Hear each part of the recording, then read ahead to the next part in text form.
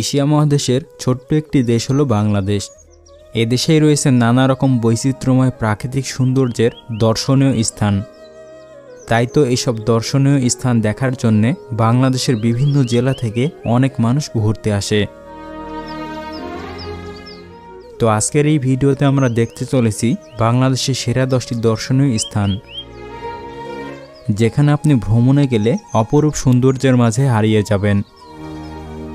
আপনি যদি একজন ভ্রমণ পিপাসু মানুষ হয়ে থাকেন তাহলে ভিডিওটি সম্পূর্ণ দেখুন, কারণ পরবর্তী ভ্রমণ গন্তব্য হিসেবে আপনি সেই স্থানকে বেছে নিতে পারবেন। তো চলুন শুরু করা যাক। তো আমাদের এই লিস্টে 10 নম্বর অবস্থানে রয়েছে নিঝুম দ্বীপ।